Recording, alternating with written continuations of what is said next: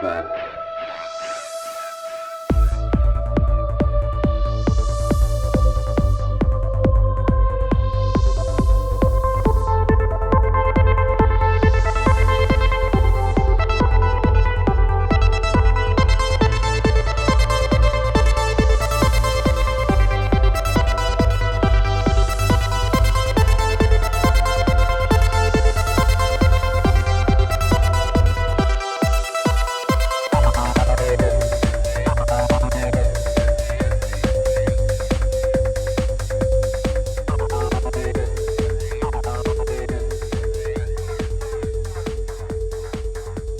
What's up? What's up? Another episode of Ripple Effect Podcast. Of course, I'm your host, Ricardo Vendis, also known as Ricky Vance, and a great episode for you today. As many of you guys know, I've always been intrigued with telepathy. I've had people on like Rupert Sheldrake in the past and other amazing guests that help us question what is reality and if there's some missing pieces to the way we perceive it. And today we dive deep into these topics with the leading expert in the telepathy tapes, Dr. Diane Hennessy. But before we get into this amazing discussion with Dr. Diane Hennessy, I have to remind you this is a value for value show. If you get any value out of the discussions and the guests I bring to you, please consider giving some value back. It doesn't have to be financial, of course. You can rate, review, subscribe to the show on all the platforms we're on, and we're on a whole bunch: Spotify, iTunes, BitChute, YouTube, Rumble, Minds, and many more. So whatever platform you listen or watch the Ripple Effect Podcast, please consider leaving some comments, sharing it, thumbs up, liking it. That engagement helps with the algorithms, which are typically suppressing shows and conversations like these. But of course, if you can't support the show financially, there's tons of ways of doing so. You can send a one-time donation via Venmo or PayPal. You can support us monthly on Patreon. You can check out our merch store, which has hoodies, tank tops, t-shirts, kids' clothes, hats, mugs, and much more, and tons of cool logos and designs. So please check out the rippleeffectpodcast.com for all these links and much more. Or you can go directly to the merch store by going to the rippleeffectpodcastmerch.com. I also have a couple of sponsors, one being Content Safe. Content Safe links all my video channels together, so I only have to upload to one location, then magically it appears on all the video platforms I'm on, like Band.video, Rumble, Rockfin, Minds, BitChute, and a few others that I'm forgetting, but they also run my website. So if you're a content creator, check out Content Safe. Let them know you're a listener to Ripple Effect Podcast, and they'll definitely take care of you. My last sponsor is Opus Clips. You can upload a video or podcast and it'll make 30, 40 viral clips. It'll rate them by how viral they are, how trending the topics are. You can add AI thumbnails. You can add AI B-roll, music. It's incredibly powerful with tons of features. So if you're a content creator, check out the links in the show description. Use Opus Clips, make viral videos, and support a podcast that you enjoy. That's it, guys. Enjoy this amazing conversation with Dr. Diane Hennessy, and I will talk to you guys on the next one. Peace.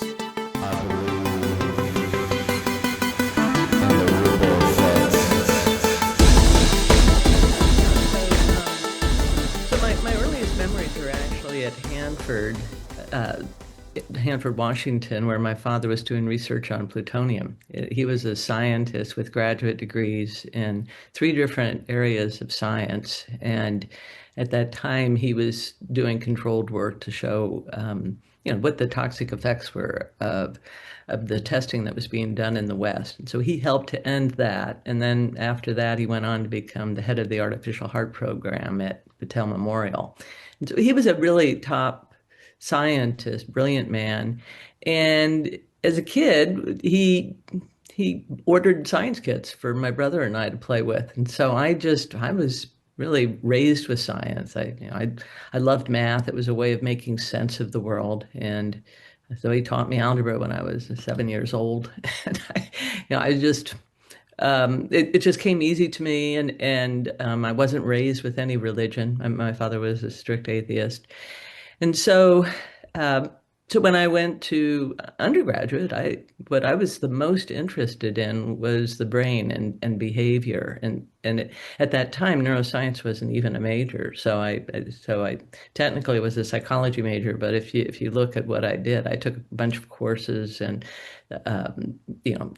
biology, zoology, biophysics, and worked in a lot of different neuroscience labs. And so I was really planning to become a neuroscientist and go to graduate school, but I really didn't like working on animals. I mean, I felt okay doing research with crayfish and doing recordings from the axon and, with microelectrodes and looking at, the action potential and how it's affected by different compounds that would change the ionic flow across the membrane. So I was interested in this whole just really getting down into, the nitty-gritty of how things worked, from a very early time. And I realized, well, I'm really more interested in human consciousness, and I really don't want to, move on to be doing research on, on animals like, cats or dogs or chimpanzees or something. And so somebody said to me, well, science is really horribly funded anyway right now. I mean, and you could get into medical school, and that's what I do. I just go to medical school. So I went into medicine really not having a clue what I was getting into. One of the things I liked about it was that it's multidisciplinary. You have to really study all of the basic sciences. You have to study, physics and biology and chemistry and take calculus, and you had to really understand a lot of that, and then you were applying it to problems. And at the time, I was really interested in what neurosurgeons were doing because they were the ones who were mapping out the brain.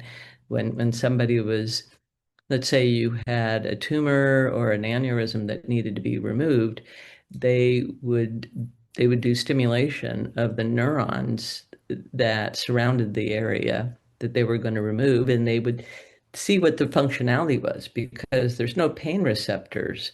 So you really can do that kind of recording and actually have the person awake, and they could you could stimulate part of the brain. They'd say, oh, this memory just comes back, full formed. It's just like I went right back there, and then they describe it, and so I thought, oh, this is where it's going to help me to understand memory and where information is coded. Because so I thought, okay, I'll go to medical school and become a neurosurgeon.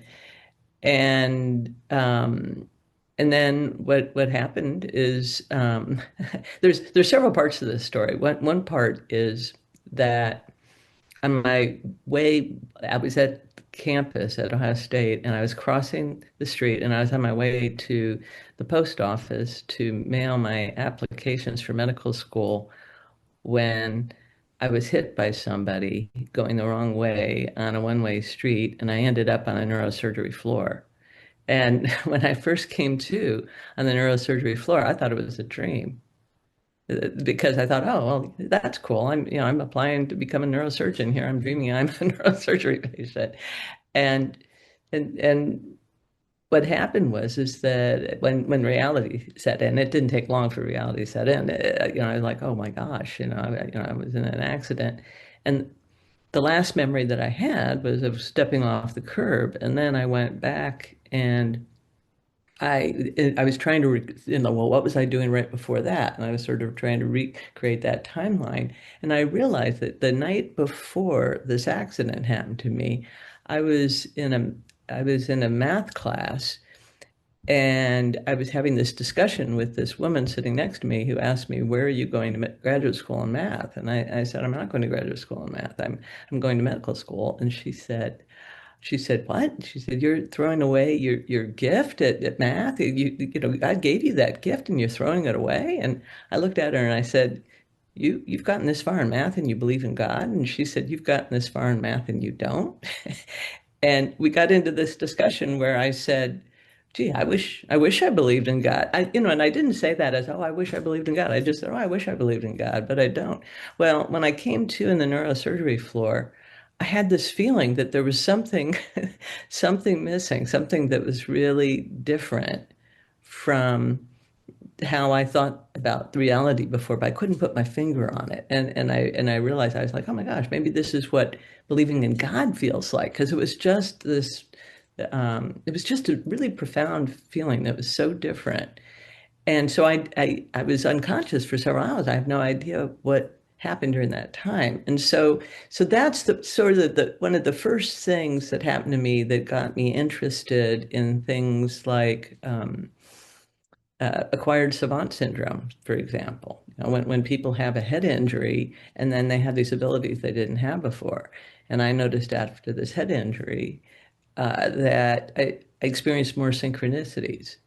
And and there was just more of a there were certain things that uh, I was able to detect. I was a good pattern recognizer before, but I mean there was even like a heightened sense of that. So something was different. And so when I first heard about acquired savant syndrome, I thought, oh, maybe that's related to what happened to me. And then when I met Phyllis Atwater and she described the sequelae of a near-death experience, I thought, oh boy, that also describes me. And she said, yeah, a concussion can cause the same thing. And so that put me on this journey and meeting Oliver Sacks and learning about the savants back in 1986 who so I met him at Johns Hopkins, and that's when I learned about these savants he wrote about who could just generate these prime numbers and digits that were beyond the computing capacity at the time in the 60s, and they were validated up to 12 digits. And I knew, having studied math, that there wasn't a really good algorithm for generating primes. And these autistic twins said that they just saw the answers, that it wasn't something they had to derive. So I thought, boy, this is really, if I can ever study this syndrome, this is something I want to do. And so that leads me to current times when I started actively studying these autistic savants. And when did they, or when was it decided to turn into a podcast? Well, so yeah, so back up on that a little bit. So let me just say that I became interested in ESP back when I was on faculty at Harvard. And I did a consult on a patient who, within 5 minutes, started telling me all these things about me that she didn't know. She couldn't have possibly known. I mean, that my husband was a chemist and that he was applying for jobs in two different cities and said which city we were going to end up in and how many kids I was going to have. And I mean, she told me all this stuff that some of it I knew was accurate right then and there. But then over time, the other things that she predicted about my future came true. I thought, this is really, really something that needs to be explored. And I thought, and it's so similar to savant syndrome in certain ways, because in both instances, you have somebody who just has access to information that you just don't understand how they have that access. And so that's what got me interested in ESP um, and writing my book, The ESP Enigma. Um, and and then and then actually thinking about what is it that would who is it that would give me the kind of data that people say they need to have. They say extraordinary claims require extraordinary evidence. And I saw that in my book, The ESP Enigma, even though I made a case for the fact that our neuroscience model is incomplete. So we can't say these things are impossible because of the model in neuroscience when that model doesn't really explain anything. It just makes basic assumptions. For example, that the brain creates consciousness, but it can't tell you how. And that's the hard problem of consciousness. And, and there isn't any sort of, consensus even on what the word consciousness even means. So there's all of these problems like that. And then you've got modern physics that's really not so modern anymore in that it's over 100 years old, where we're told that the way that we perceive reality, including the way that we perceive time, and it is incorrect. It's just an illusion. And that, what we think of as solid is really just waveforms. And so, and a lot of empty space. And so when you start to look at all of that, and then you realize that there are also, for well over 100 years, all of these serious scientists, many at the time that were at universities across the world, who have taken the paranormal seriously enough to study it, and it have found significant results that in any other branch of science, people would be thrilled to have statistically significant results like that. And I thought, well, I just write about this in my book, and then, it'll open people up. And it did open some people up, but it was like people have to see to believe. And so that's when I started doing the research on actually testing these autistic savants for ESP skills, and started doing that in 2012, and met Ky Dickens in 2022. So it took 10 years, and um, and after 10 years, met her, and then that's when she said she wanted to see some of my experiments. Arranged for a couple of experiments for her to see, and she said, "Wow, we really need to turn this into a documentary." And in pitching the documentary, it became clear that um, the mainstream networks were not really ready for this as a docuseries. They wanted to make some modifications, which I'm not sure what those were, because Ky was the one doing the pitch, but she just said, "I don't want to give up directorial control." And so she decided to make a podcast. So I helped her with, creating a podcast instead of the docuseries, with the idea that that would really establish the arc of the stories, so that then anybody who wants to fund the documentary would already be established, kind of, what the telepathy tapes is about. Yeah, it's so fascinating because it does connect some dots. And I think your ESP book came out in like the late 80s, I believe. You've been Mhm. It came out in 2008. okay. I thought I read that you were studying ESP maybe in the late 80s. That's when I met the patient at Harvard. Maybe that's And so then at that point, then, so I started, digging into whatever I could find in terms of research. The problem is, you have to realize this is before the internet. So it's much easier for people today to find what's out there.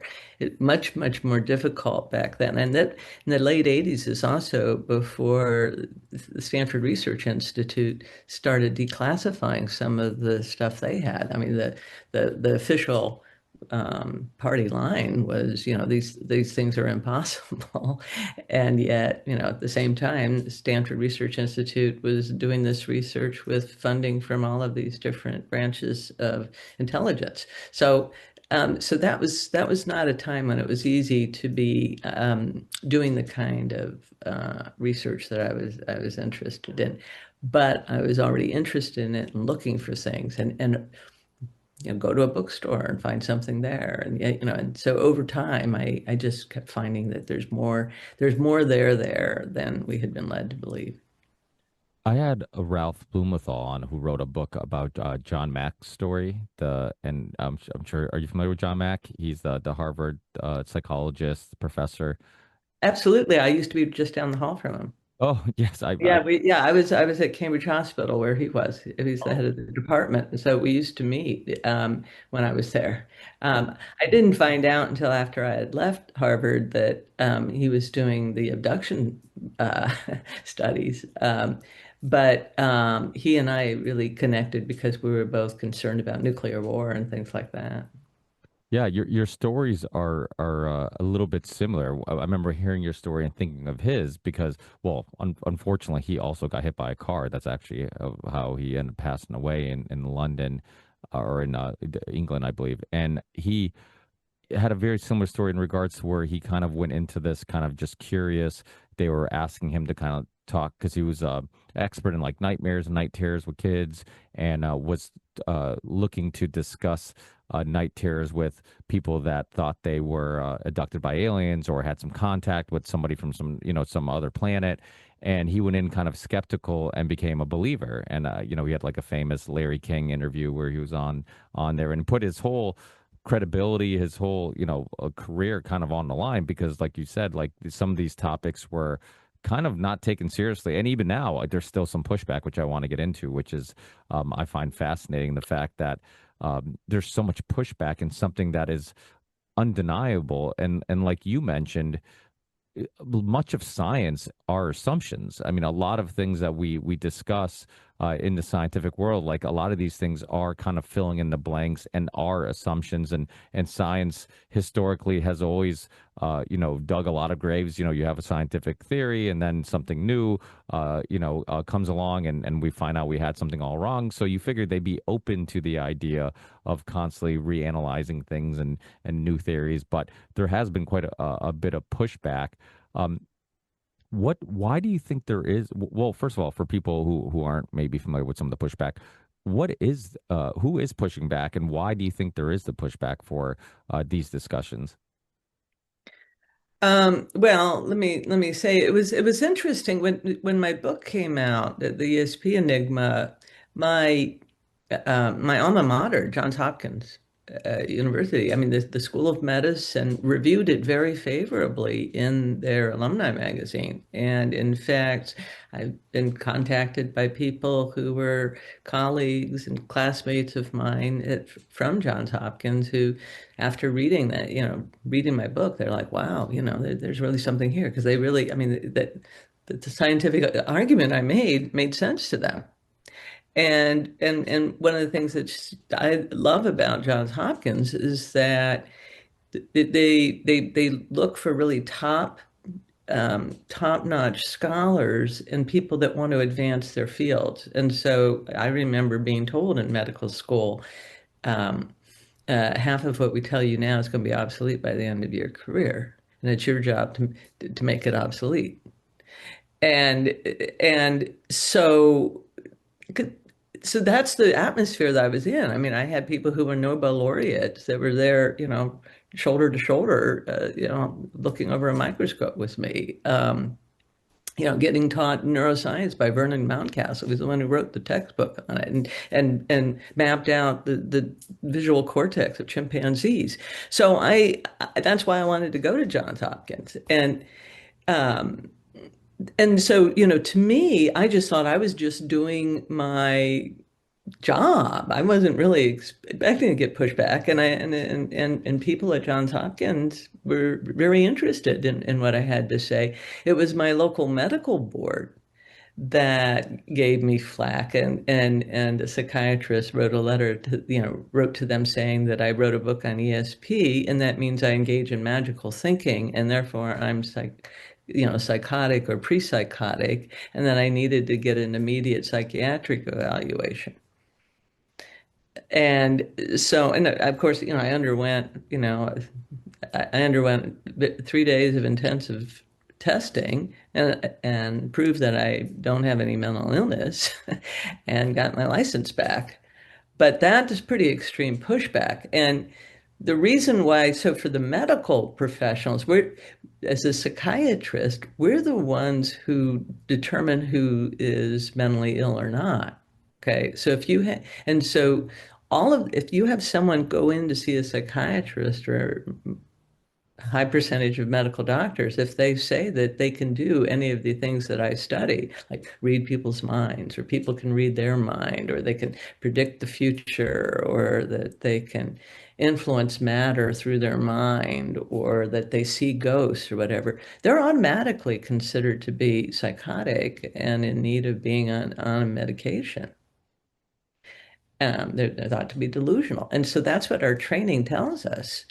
And so to have somebody who has that training, who's been at the elite institutions, who's currently practicing and seeing people and thinking, oh, yeah, sure, of course you see ghosts. No, that is like, oh, no, we can't have this be. And so they they thought this woman must be crazy. And they also know how risky that is to one's career. That's career suicide. It's like, why would somebody with my background do anything that would risk your career like that? So it's a combination. So you've got that going on, that's why I think I experienced one of the most extreme pushbacks. Um, but then if you're looking at academia, what you're looking at is the people who are the editors of the journals, the people that are on the review committees for grants at places like NIH and the various other granting agencies, they don't want people who are going to come in and disprove their theories or their work. They don't want all of their work to get thrown into the dustbin of history because, oh, okay, I guess the brain doesn't create consciousness. Well, okay, we don't need, this other, um, theories on memory or, you name it. It's like all of that just goes out the window. And there's, people have egos, and people also want to get the next grant. They want to continue their livelihood and doing what they do as a scientist. So it's incredibly threatening on multiple levels to the people that are in the positions of power to, um, deep six you, or elevate you. So there's a tendency to elevate the people who agree with them. And it's there's conflicts of interest all across the board, and yet it's um, it, in an ideal world, these things wouldn't exist. So is it fair to say that you believe that a lot of science gets kind of stunted its growth because of these internal issues? Yeah, yeah, I do. I think that, and also, I mean, it's become like it's really become very dogmatic. It's sort of like, I mean, I think of like how religion can become so dogmatic. It's like you've got all of these, whether you're a Catholic or a Baptist or well, they can look down on the other form of Christianity, because of something that's a difference, between them, and that's enough to put down the other. Um, and so similarly within science, there's a certain dogma, and people go into graduate school, they go into undergraduate and they go into graduate school at a time when you're still very, very impressionable.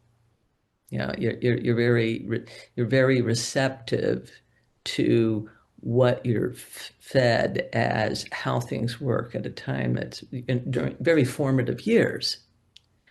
And then, by the time you get to be, after you're out of graduate school and by the time you get to be a professor, it's pretty locked in there that's how it is. It really requires a very different thinking style than most of these scientists who are very analytical, logical, put one thing, one foot in front of the other, that kind of thinking style. Very different from the individuals like me and a lot of these autistic individuals, and who have neurodiversity, such that instead of their brain thinking in terms of analytical, one by one, they think they have more Gestalt thinking style. They think in patterns. They think in pictures. They grasp a lot of information very quickly. And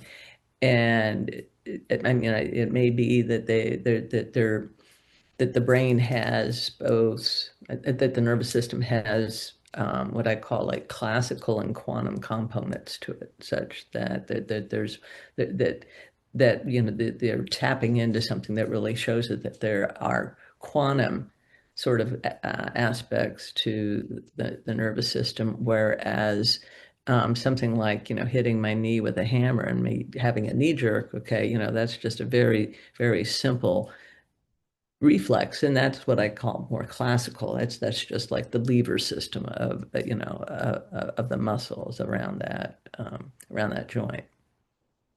Yeah, it's fascinating because we like to think that, like, the material world and the spirituality kind of are two separate things, but it seems like they're, science and spirituality are like crossing paths at some point. Like it seems like slowly they're both, kind of meeting somewhere, and you're starting to see that.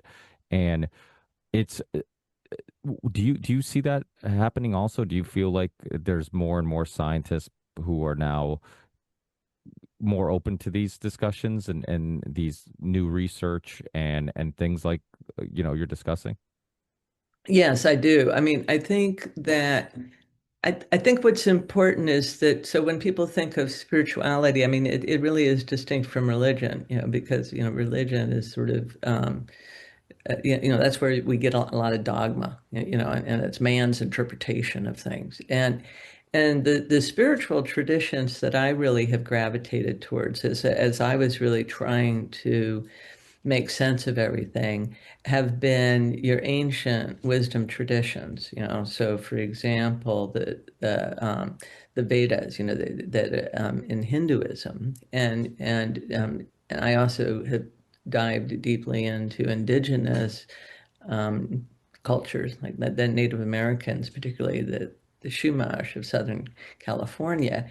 And when you get into their spirituality, it's really actually more akin to science in some ways. It's that there's a lot of things get described as metaphors and stories, but they're actually using metaphors and stories to describe concepts that are really archetypal.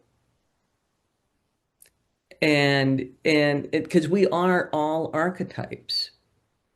We all identify, when you watch a movie, you'll see different plots to different movies, or a Shakespearean play, and you'll say, "Oh yeah, okay, that's more like the arc of my life, and in that story of, the hero's journey, I'm the hero, or I'm the partner to the hero, or I'm the victim of the villain, or I'm the, whatever." But you look at it, and we are storytellers. A lot of consciousness is about something that is so hard to describe that it's better told in a story. And so I think that a lot of these spiritual traditions have that component to them, but they also have a component to them that is really just looking for correlations. Noticing, that, when this particular constellation is at that particular, section of the sky, with, these planets nearby, when that happened, let's say 6,000 years ago, these events happened. And because there's these patterns, history has sort of a spiral nature to it. And so that's what like some of the like modern day astrologers do is they'll say, okay, well, now, Uranus is in Gemini. And the last time Uranus was in Gemini was during World War II, the beginning of World War II. It's an 84-year cycle. Oh, okay. And what's going on now? People are worried that maybe World War III could happen. So it's like that. So that's how astrologers do it, is they look at the pattern, and it's like a combination lock, like, oh, when these were like this, what do we know from recorded history happened before?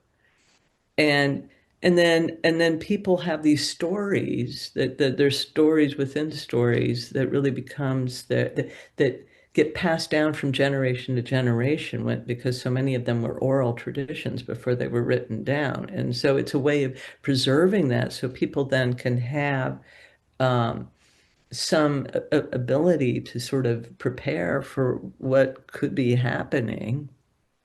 And um, and yet because they're it's not like it's just this, all predestined fate that you can't have any impact on at all. And it's more dynamic than that. And so anyway, so that's a lot of what the spiritual traditions are doing, is they're looking at, how does this magnificent natural world that really, put me in awe. I mean, the deeper I went into science, the more in awe I was of just how exquisitely everything just, I mean, if you have an engineering mind, you just think like, who could have been the engineer behind this? I mean, how could it have all evolved randomly? And I think as we get deeper and deeper into the science and realize just how exquisite it is, then it makes you really start to think that there has to be some kind of intelligence that goes way beyond.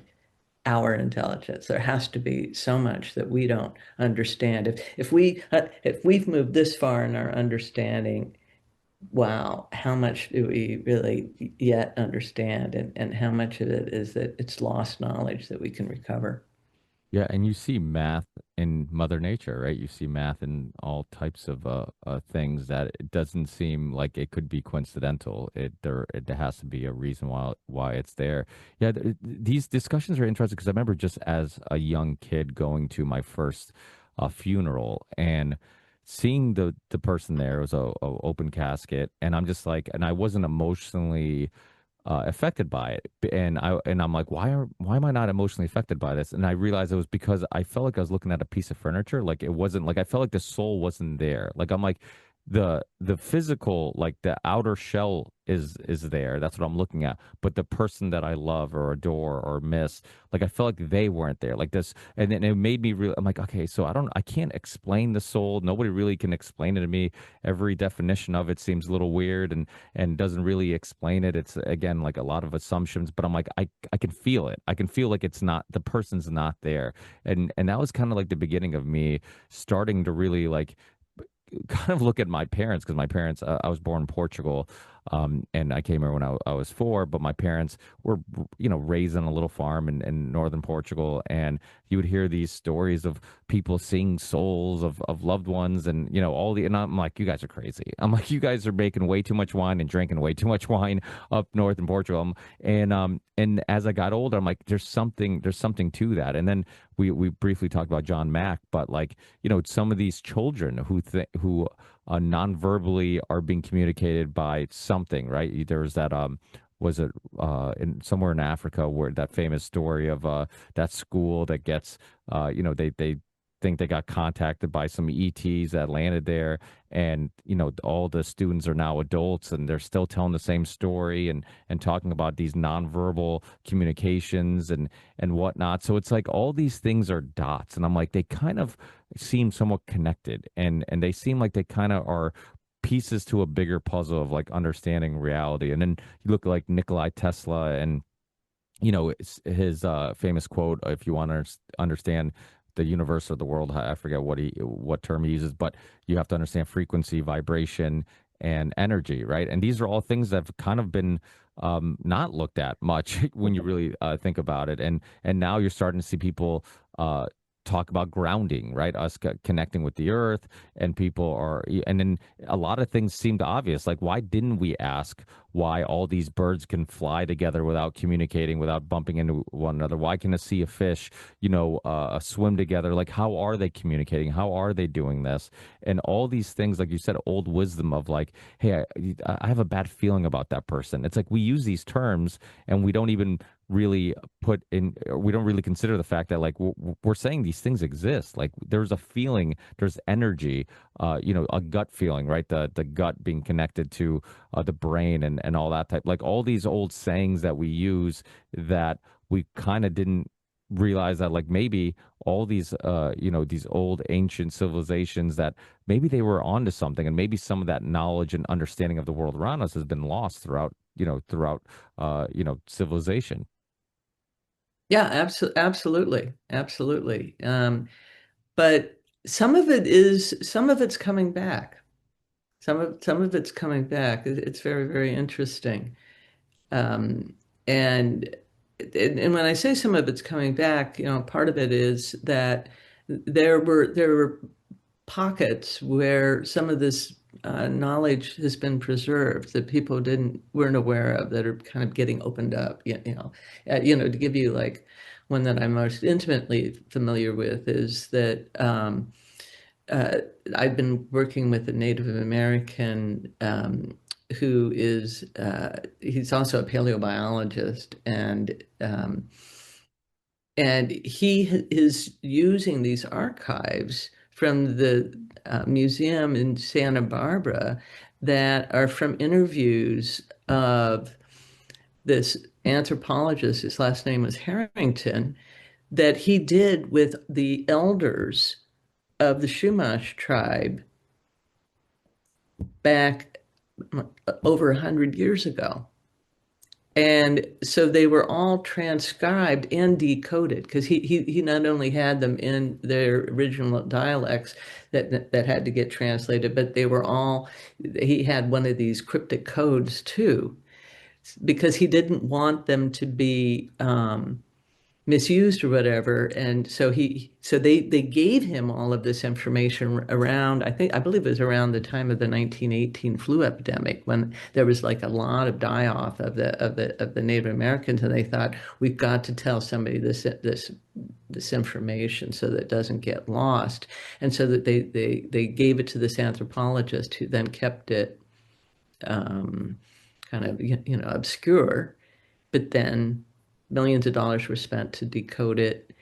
And so Rex and I are, we're doing things old school, the way that they used to do things. And it's very, very interesting. So that's just one example. And another example is there are books that have existed for a long time, that people just didn't know what to make about, them.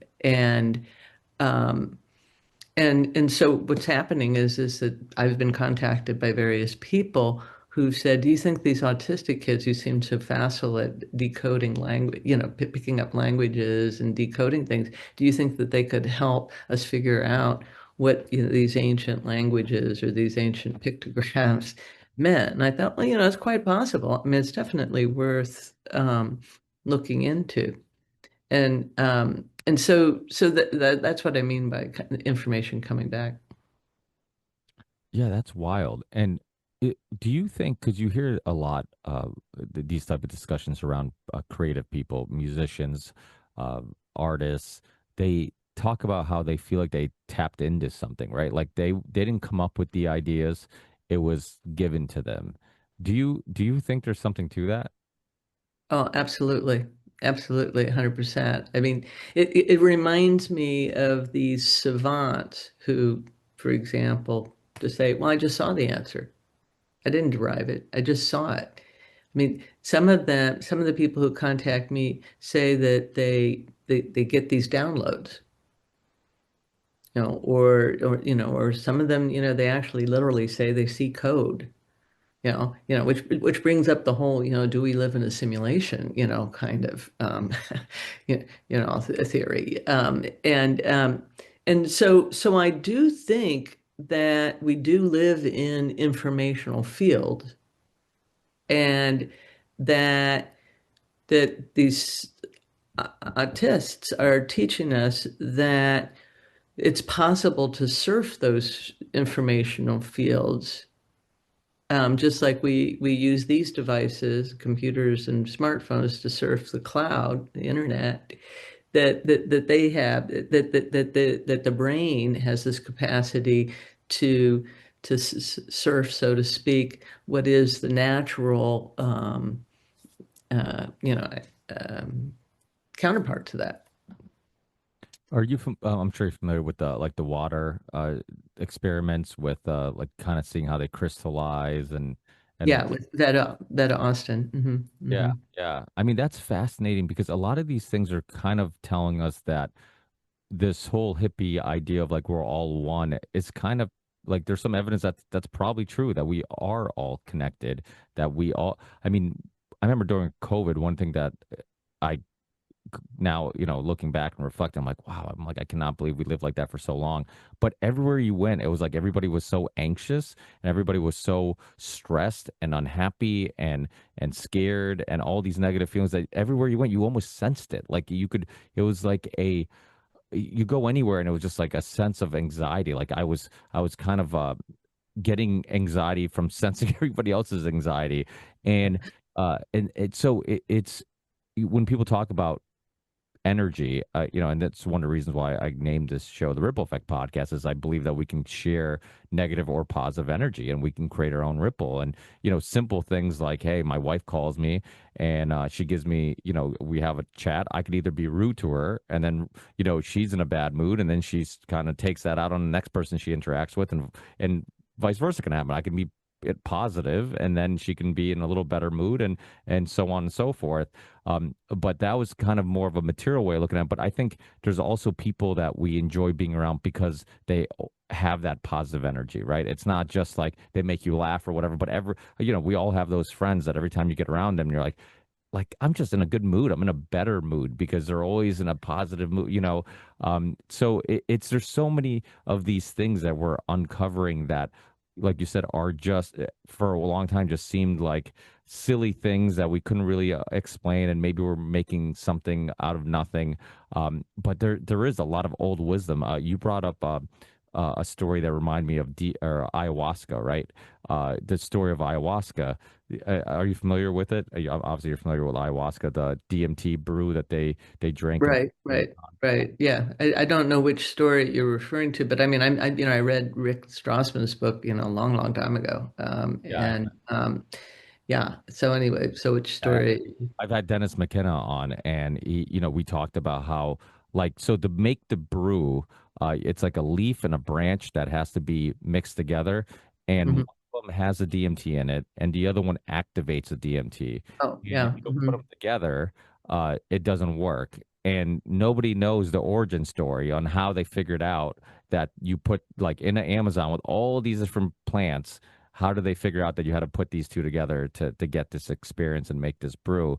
And they say, I believe, like, the old folk tale is that the plants told them, like they were told, right? So it kind of reminds me of this. It's like, go Yeah, yeah. I mean, it is. I've heard that said that the plants speak when people are under the influence of ayahuasca, and it makes me wonder whether or not somebody had a brew that was that combination for whatever reason, and then they had the real ayahuasca experience, and then they were told during that experience, this is why you had it. This is how you do it again.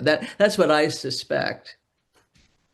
Yeah, and so what's your opinion on psychedelics and stuff like that? Do you think that, like, it is somewhere locally that, like, it's, obviously you have the people who believe like it's all happening in your brain, it's your imagination kind of creating all this, or do you think that maybe you are tapping into something? It's not an either or in a way. And what I mean by that is this, that so if you look at what happens, because we have our own endogenous, innate DMT. Okay. And so some people have DMT released, and then they have a hallucinatory experience, from their own DMT. And there are all these receptors for it that are in the limbic system. And so I think what's happening is that it activates the circuitry in the brain, okay, that I think is involved in um, creating a shift in how we navigate this informational field, which I think of the informational field as being the biofield, which is shaped like a torus. And so, if you look at, you know, whether it's a tree or an apple or a human being or whatever, they all have these energy fields that are associated with them that are toroidal, and just like a magnet, has those field lines of magnetism around them, and the Earth has these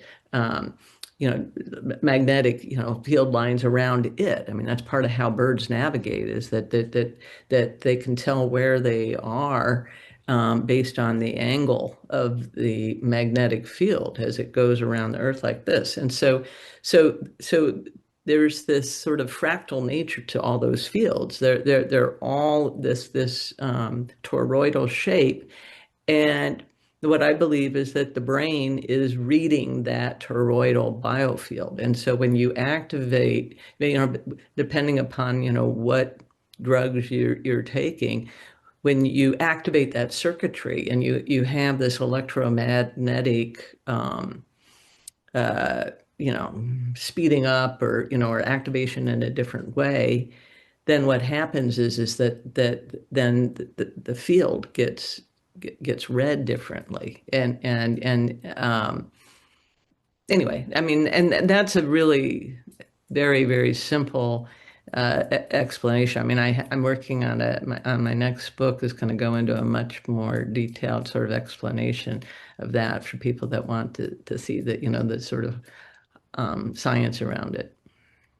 Yeah, years ago, I had a Darcia Navarez, I think was her name. She was the psychology or a professor of psychology at Notre Dame, but I had her on to talk about parenting, and she had these beliefs about how we should be parenting like our primal ancestors much more than our modern parenting. And but one of the things that stuck with me that I kind of revisited in my memory when learning about some of your current work was this idea of when she talked about how like when newborns, because of the lack of verbal ability to communicate, that they had very good ability to pick up on other cues, right? Like they could pick up on on your facial expressions and all these other things, because that was the only way of really navigating through the world and figuring out like why dad looks angry or why mom looks angry or whatever. And as time goes by, we almost depend too much on language that we lose some of those abilities. So it kind of reminded me of these nonverbal autistic kids that, I was curious on your thoughts on that. Like, do you think it is because similar to the way a blind person has to depend on other senses or a deaf person has to depend on other senses? Do you think that's what it is, that maybe we all have those abilities, but because of our ability to communicate verbally, we lose that ability? Do we struggle to tap into it? Do you think everybody does have these abilities? I think everybody has these abilities at birth, and what happens is as the brain continues to undergo development, the pathways are being laid down that enable language. And it's all these pathways that are being laid down that then close it off. So that's why, I mean, you'll have little children, that are like 2, 3, 4 years old. They, often, they can see spirits. They can, remember past lives. They can, they can be okay with death. They don't react to death the same way. But then as the brain matures, then all of a sudden, it's like they become more locked into this sort of more analytical, here and now thinking.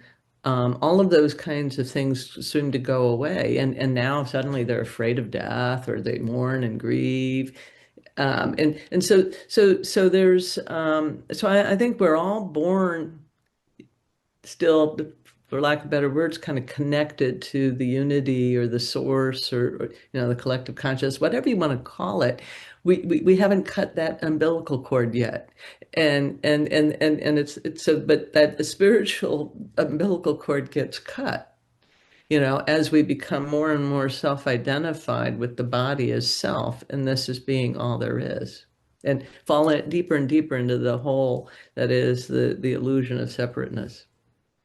Yeah, that makes sense, because I remember there was a little study when they asked like kindergartners, like, hey, how many of you kids find yourself creative? You have a big imagination, you're creative, and they would all raise their hand. And then they go to first graders, and a couple less would raise their hand. And then you go to second graders, and a couple, and then next thing you know, you would have these high schoolers, and most of them would say, I'm not a creative type. And you're like, wait, you all were creative. But and then what happened was that we told you to memorize things and regurgitate information, and you kind of turn off that part of your brain. And I would, growing up, I loved writing, and so that's what another reason I find these topics interesting, because writing music or writing lyrics or whatever creative thing I was doing, it sometimes did feel like I was tapping into something. But people would always be like, "Hey, I could never do that. I'm not the creative type." And I'm like, I think we all are. Only you paid attention in school, and I spent most of my time drawing and thinking about music and thinking about other artistic things and whatnot, and never really left that behind. Yeah, I do think we all do have those abilities, and it's fascinating. Do you think it's something that people could learn even after losing the ability? Oh yeah, I mean the brain remains plastic, all the way up until our last breath. I mean that there's a capacity to rewire your brain.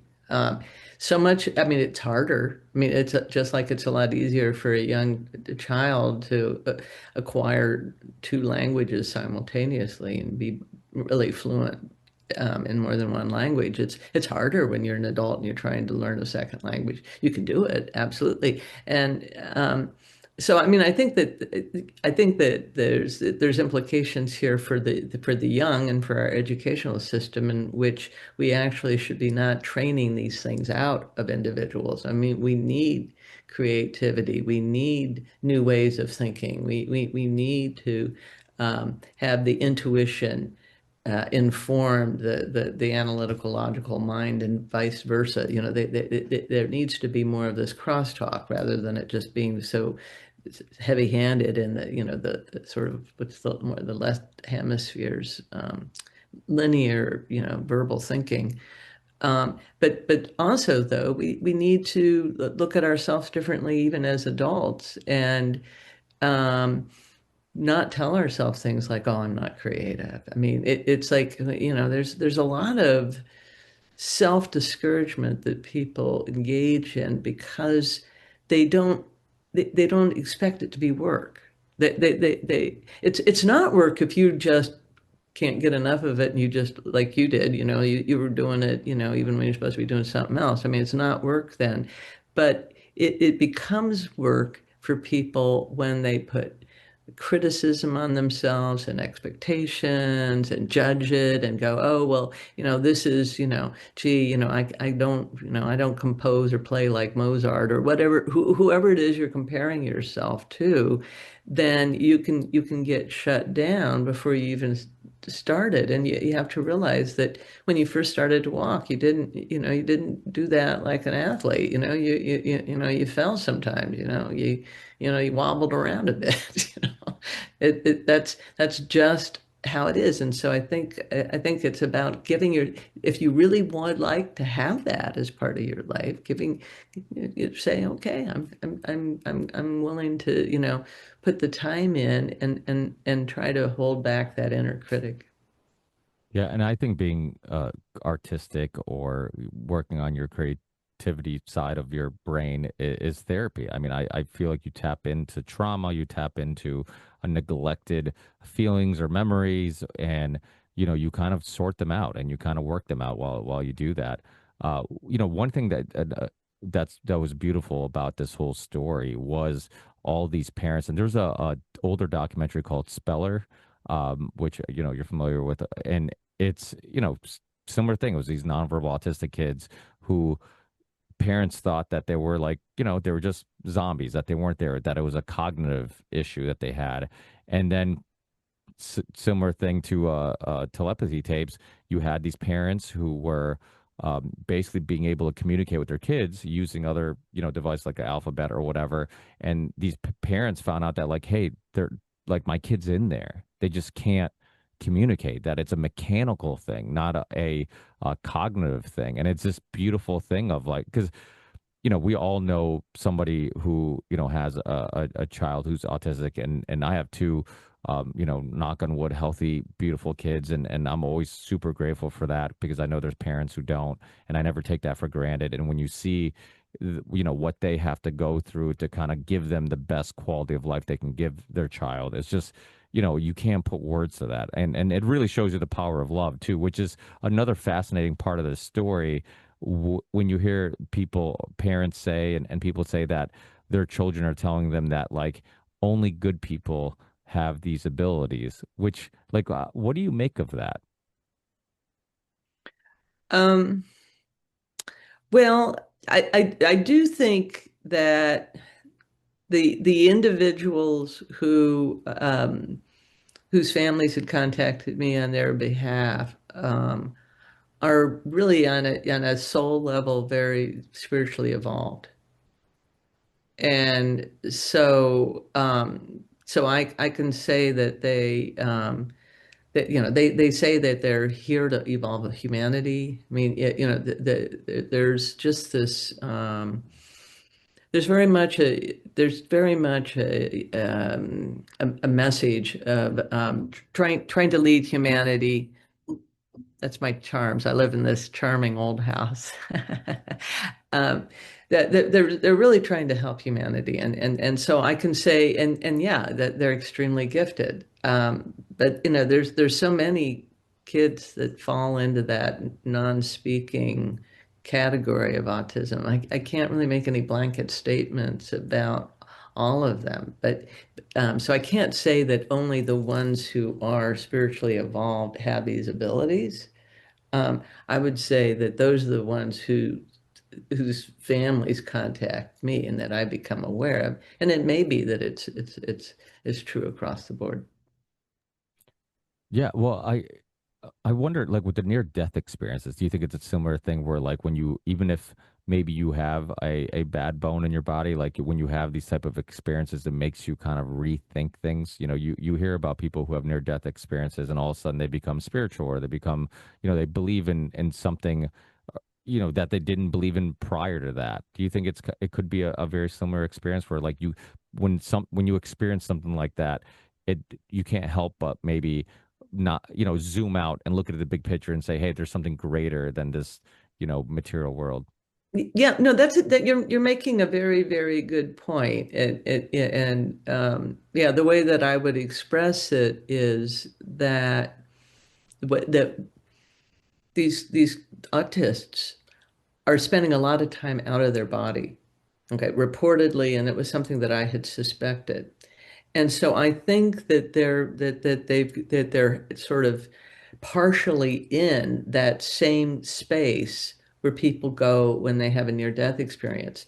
And when you're in that space, you have access to the collective. And when you have and so then the way that you would think it just from the embodied sort of egoistic perspective, it no longer applies. So when you have the near-death experience, there's an out-of-body experience, and all of a sudden you go, oh wow, and you're seeing whatever you're going to be most hyper aware of that which you were ignoring or avoiding before. Um, and and so then when you're in that space a lot of the time and you can't ignore it, it's like all there for you.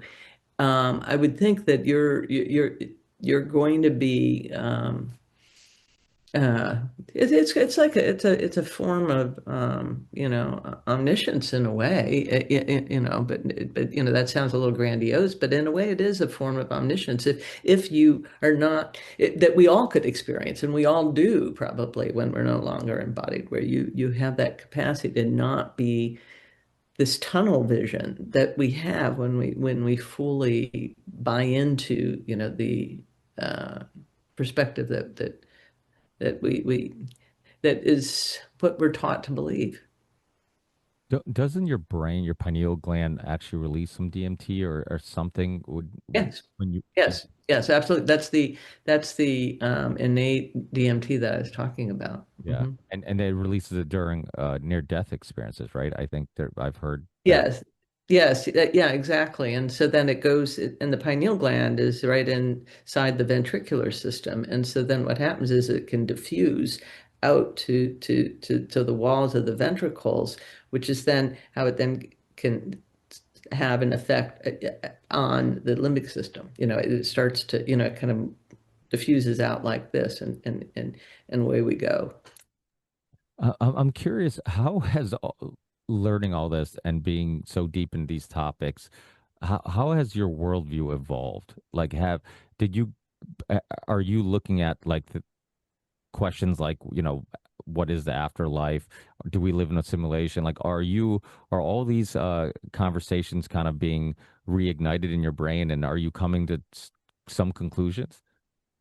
Absolutely. That's what my next book's going to be about, is kind of my because after writing my first book, then my focus has been on experimental data, but it's also, I mean, at heart, I'm a theoretician who believes that if the data doesn't fit the theory, throw out the theory and get a better one, And so I've been looking for this sort of all-encompassing theory that still fits within science. I mean, I'm not throwing, I'm not just discarding science. I'm not discarding what we know about the brain. Okay, what I'm doing is I'm really bringing it together. I'm bringing um, uh, all of the I'm the bridge builder, and so I'm really trying to bridge all of these fields, and so that's part of what makes me different, is that I'm bridging neuroscience, and I was a hardcore neuroscientist with parapsychology, with indigenous wisdom, okay, and then applying both an intuitive and analytical mind to trying to pull all that together. Oh, and then also physics, and I'm just pulling all together these different threads. And isn't that what kind of, I think, restricts some people? Because you have gone down so many different rabbit holes and learned that you can kind of see things from so many different perspectives, where like I feel like if you're an expert in one field and you only see things from that perspective, that it can limit you. Absolutely. It's very, very myopic, but unfortunately, that's the way our system trains scientists to be. I mean, and that was part of why medical school was attractive to me. I mean, I also thought, I could help people by going to medical school and becoming a doctor. But I really, when I was looking at graduate school, I was just like, um, wow, if I go and train with this person, then, if you look at people's careers, you're staying just within this very narrow lane. Okay, they want you to just keep, just adding just little increments to what you already did, and it just, to me, it's moving at too slow of a pace. And it wasn't even asking the most interesting questions, and so yeah, and so then you have, and this is one of the things that's been disappointing for me when I've gone to some of these conferences that are supposed to be multidisciplinary, is that a lot of people, they don't want to show that they don't understand another branch of science, so they just kind of avoid it, and they stay in their lane because everybody wants to sound smart, and they don't want to show their ignorance, and so they don't, when the physicist is up there, giving a talk or whatever, it's the other physicists who ask questions. And then you might have other people in the audience that are like, well, I don't understand physics, and, but they'll, listen to the lecture that's on, something they do understand, that's their field, and then you don't, if people are too afraid to reveal what they don't understand and try to, bridge those gaps, then it's not really true. It's not going to move everything forward. It becomes just everything kind of, in parallel. And so what I've done is I go and I look at all of these different fields, and I go, oh, the people here are actually saying something similar to what the people over here are saying. It's just a different language. And they don't realize that they're really kind of leading us to the same kind of understanding.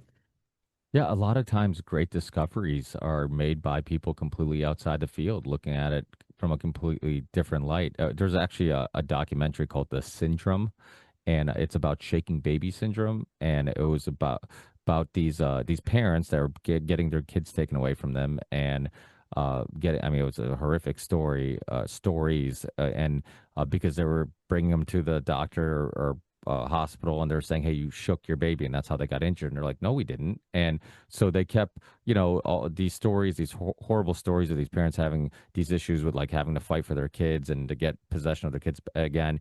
And then there was a guy who worked on car accidents, and he was completely outside the field, and he's like, they told him to take a look at the situation, and I can't remember if it was a parent or somebody who hired him to take a look at it. And he's like, yeah, he's like, if you had head damage, you would see neck damage. He's like, you see it in car accidents. You're like, you can't harm, your brain and your head that much without seeing some neck issues. And so he goes and testifies and completely unravels the fact that it wasn't scientific at all, and there was all these holes in the theory and whatnot. But it took somebody completely outside of that world to come in with a different perspective and kind of shine light on it. And I feel like we need to we need more of that. But like you've mentioned, like we have, huge egos, and a lot of these people are no, they're used to being the smartest guy in the room, and they don't like to not be, right? That's their identity. I'm an expert in this field, and then they kind of feel like it lessens them if they admit they don't understand something or they don't know something.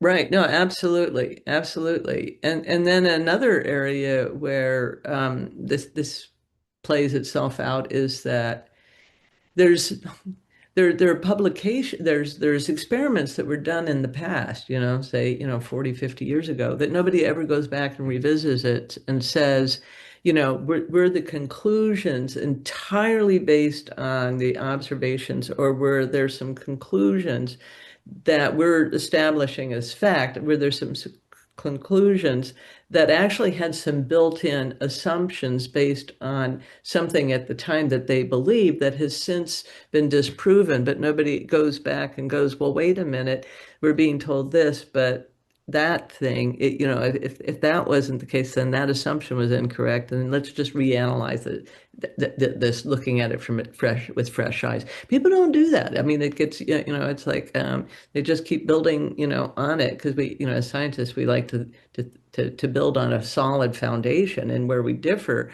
is where we think it stops being solid. Like how far down to the base do we need to go and say, well, maybe that's not true either. It's sort of like, so you have some people that are working up here, and they're just accepting all of this as established foundational work, and some of it is, and some of it isn't. But the problem is that a lot of people are afraid to push back. I had the author of the Assault on Truth, which is about Sigmund Freud, and the author worked at the archives, got to know what was it, his daughter Anna really well, and they discovered some like previously unpublished papers that kind of showed that one of his theories were incorrect, and he basically got the okay to write about this, and because he was unraveling some of Sigmund Freud's theories, like he got demonized, and it ruined his career, and it was just unbelievable. And these type of stories are what makes people a little afraid to kind of push back, because once you build a whole field or a whole world on this worldview, or on this foundation, I use the metaphor of like, or the example of like, they let you build on this foundation. Like you can build a house any way you want, but you have to build it on this. It has to fit on this foundation. You can't, when really the truth is, like, sometimes we should just blow up the foundation and start fresh. Yeah, yeah. Well, yeah, no, it really is intimidating for a lot of scientists that they just stay, as I said, they stay in their lane, and for me, I mean, I guess, one of the things that makes me different is that I'm a truth seeker. I mean, I went into science because I'm passionate about trying to discover what the truth is. And if there's anything that I, theorize or this or that, and if I, saw that I was wrong, I mean, I'd be the first one to say, hey, I was wrong about that. Let's move on, because I care more about the truth than I do about an identity that, and that's why I walked away from academia. I was successful in academia. People didn't want me to leave. I didn't leave because I didn't make it. I left because I realized that to stay in academia it would have meant not being able to really devote my time to studying that which I really wanted to study, and it would have slowed me down tremendously. And I didn't, yeah, it's one of those things where I just knew that I wanted to pursue the truth. I didn't know if I'd ever get as far as I did today. I didn't think that I was going to get as far as I have. And I attribute the reason I've gotten as far as I have is because of the internet. I mean, it's made things go so much exponentially faster, and finding out that there are other people interested in these things. And so it's like so that's not something I could have imagined 30 years ago. And I'm like, wow, so I think we're a lot closer than I'd imagined. Yeah, it's wild. And then also learning that like there was tribal groups of people who were communicating non-verbally. And I mean, that's the beautiful thing about the internet. You can go down these rabbit holes and discover so many different researchers and you know, and then it takes somebody like you who has backgrounds in so many different fields and curious in so many different fields that you can kind of, like you said, build those bridges and connect those dots for people. You know, I can't thank you enough. I know I've taken a lot of your time. I can't thank you enough for this amazing chat. Let people know how they can keep up with your work.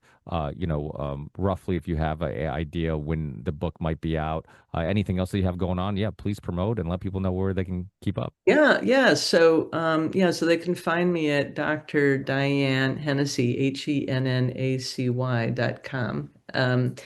And they can order my book there. I'm the only one who has copies of my book right now, the ESP Enigma. And I'm working on getting it back available as an ebook. And I'm working on my second book, which is going to be published by Simon and Schuster next year, 2026. Um, and I'm also creating my own nonprofit institute for research on these individuals. I've had a number of people who said that they would like to help support my research, and so I'm creating the Hennessy Institute. And the reason why I've changed my name back to Hennessy is that I kept the name Powell because after my divorce, my people knew me as Dr. Powell, but there's a lot to be said for names, and my maiden name was Hennessy, and Hennessy means descendant of Angus, and Angus was the Celtic god of love and poetry, whereas Powell means servant of Saint Paul. And so given a choice, I'd rather be Dr. Hennessy than Dr. Powell. And then the other piece of this that is that the Hennessy's are just very forward-thinking people. And if you look up Hennessy, you'll see that besides myself, you'll see like my great uncle Ammon, and he was somebody who was made an honorary Hopi because of his work with the Hopi. He was one of the founders of the pacifist movement, protesting World War One, the draft during World War One, and so an amazing individual. And then it's also in honor of my father, and who was a scientist who helped me to become the scientist that I am. Yeah, I think you definitely are you know, keeping that family tradition alive and have some of that DNA in you.